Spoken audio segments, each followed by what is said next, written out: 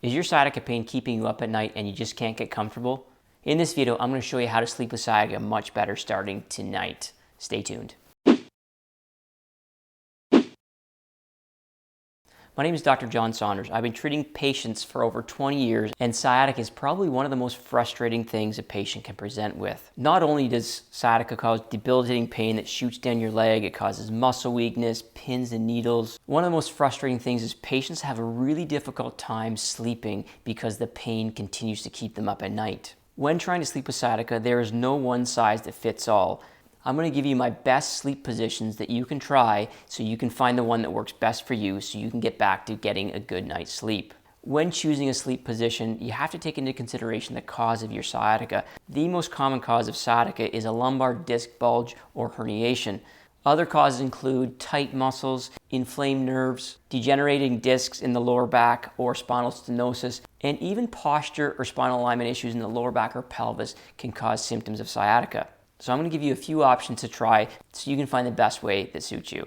Grab a few pillows so you can go through these positions with me. The great thing is you don't need any special pillows for this, but you will need more than one so we can try a few different options for you. There are a few clues you can use to help determine which sleeping posture will give you the most relief of your sciatica pain. A few things you might want to consider when choosing the right sleep position for you is what position gives you the most relief. Do you get relief when you're flexed forward or bent forward? This would be common in a patient with spinal stenosis. Maybe you're the opposite. Maybe you get relief when you extend up or arch your back. This would be common in someone that has a disc bulge or herniation. Note how you feel when you do these movements, so when we go through these positions, you'll be able to select the best one for you. When trying to sleep with sciatica, we have to consider what normal posture and alignment is. Typically, we want to keep the spine in the most neutral posture we can. So when standing, our normal posture would be as close to center and in line as we possibly can be. When we look at the spine from the side, it changed a little bit. We do want some natural curves. Those natural curves create a situation where our spine is stable. It allows for shock absorption when we're walking, moving, or running. And when in normal alignment, the spine creates some stability for protection of the delicate spinal cord and nerves that exit between the bones. When lying down, we want to make sure that we're supporting the lumbar curve, especially if you're a patient that has a lumbar disc bulge or herniation. We want the natural curve to try to maintain while we're sleeping, because as we flex the spine forward, it puts pressure at the front of the disc, pushing the bulge further back. So we don't want to do that.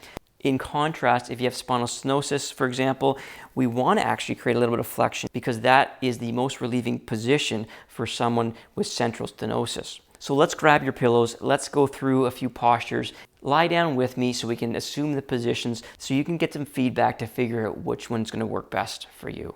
I'm going to go through 4 sleep positions, and I know that you'll find relief in one of them that I'm going to show you now. Let's start on our back. So when we sleep on our back, what we want to do is we want to provide some support under our knees, and that will create a little bit of flexion in our knees. What that does, it just takes a little bit of pressure off the lower back when we're sleeping. The other thing we want to make sure is that our pillow for our head and neck isn't too thick, pushing our head into a flexed position. We want to try to lie as flat as possible when trying to get in a comfortable position. You can try different heights of pillows at your knees, but I suggest you keep a thinner pillow at your neck to help keep your spine in as close to normal alignment as possible. Now, we know we're going to move around at night, but what you're going to do is try to select a position that you're going to stay in for most of the night. Oftentimes, people will flip from their back to their side, and that is okay, because if you do decide to go on your side, or on your side provides more relief, then we're going to use the same pillows in the same spots. So really just feel this position. How does your lower back feel? Are you getting any radiating pain? Is the pain subsiding a little bit? This will be a good clue to know if this position is right for you. Now, if you're like me, you're probably going to switch to your side. So the good thing is the pillows will be in the same position.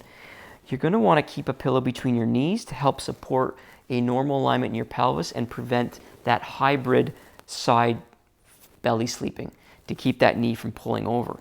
That would create some shear force or twisting force in your lower back, something that we do not want with sciatica, especially if the cause is coming from a disc bulge or herniation. This one, we want to support our neck again We want to keep our head in line with our pelvis, so we don't want a pillow that's too fat, that's going to make our head like this, or too thin, that's going to have the opposite effect. The biggest thing here is the position of the legs. With sciatica, oftentimes there'll be a comfortable position, whether you're flexed up. If you have stenosis, this might be the case. You might want to flex your knees up a little bit higher. If you have a lumbar disc bulge that's causing the problem, you might want to try to extend them slightly so that you're actually creating a little bit more curve in your lower back. So play around, get on your side, keep your pillow, as I say, supporting your neck and head, but move your legs around just to see if one is better than the other. The other thing you can do is try to scissor your legs. So you can scissor your legs, meaning have one, let's get rid of the pillow, have one back and one forward, and this could be dependent on the side you have sciatica. So you are going to try to do this on both sides. Lay in the position for 10 minutes or so to determine if this is going to give you some relief. Play around with it. You might want to scissor the opposite way too. Again, the sciatic nerve is under tension and inflamed. Different positions are going to work differently for different people, so it's imperative that you experiment a little bit to get the best one that works for you. We've talked about back sleeping and side sleeping. Now, I'm going to regret saying this because if you look at any of my other sleep videos, I'm going to tell you in those videos to never sleep on your stomach. That is true because what stomach sleeping does, it can create a neck issue. However, sciatica is unrelenting at night, and so you definitely need to get sleep. So for some of you, sleeping on your stomach is going to be the position that you'll use temporarily while your sciatica heals. So please don't call me out on this. For neck issues or dizziness or some of the other videos I have, I do say never sleep on your stomach. For those suffering from sciatica that haven't slept in nights or weeks, I'm going to make an exception and say you need to try stomach sleeping. The first thing I want you to try to do is to put a pillow underneath your pelvis. It creates a little bit of flexion in your lower back. This can be relieving for some people. An alternative is to put one knee up. Again, this might be dependent on the side you're suffering with sciatica from. So again, get in the position and see how it feels for about 10 minutes or so in order to determine if the position's right for you. If this is exacerbating or making it worse, take the pillow out and try it without a pillow. Even without a pillow, this might now create a little bit of extension in through your pelvis and lower back. For some of you, you might find this relieving. Again, it's all about experimenting. There's no one size that fits all, but I know if you've tried some of these positions, you're going to find one that allows you to get a good night's sleep. If your sciatica is being stubborn and none of these positions work, one of the last things you can try is to sleep on the floor on a yoga mat or something that's quite firm.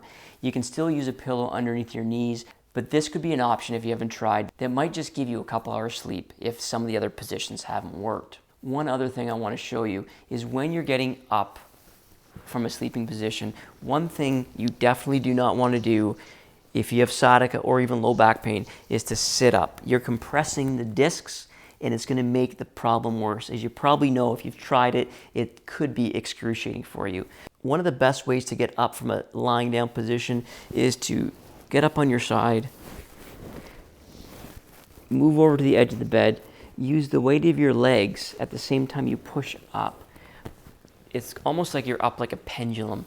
This will keep your spine in line and reduce pressure through your lower back. Sciatica can be extremely frustrating. Don't give up hope. Here are a few tips that can help give you some relief.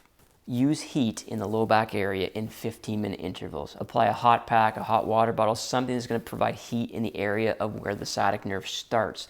15 minutes on, 15 off, 15 on. Or alternatively, before you get into bed, take a hot shower for about 15 minutes. During the day, one thing I'd suggest is you take some gravity breaks. All that means is lying down for 15 minutes 3 times a day. Just take a 15-minute break at 3 equal intervals throughout your day to take those tissues out of gravity to give them a chance to rest and relax. And finally, one other thing you need to do is to create a balance between movement and rest through the day. So if you sit or lie, we do want you to move. One of the best exercises you can do is to walk. It will help you build tolerance to that sciatica pain. You need to continue to try to move throughout the day because that promotes healing and it helps reduce inflammation around the sciatic nerve. And remember, if you want more specific and efficient help with your problem, it's always best to seek out local professional help. I hope you enjoyed this video. If you have a comment or question, please leave it in the comment section below. If you found one of these positions that I've shown you helpful, let me know which one in the comments as well. If you like videos like this, show some support by giving me a thumbs up. And if you're new to my channel, maybe you'll consider subscribing so you can be informed when I upload a new video. Thanks for tuning in. I can't wait to see you in my next video. Until then, stay well.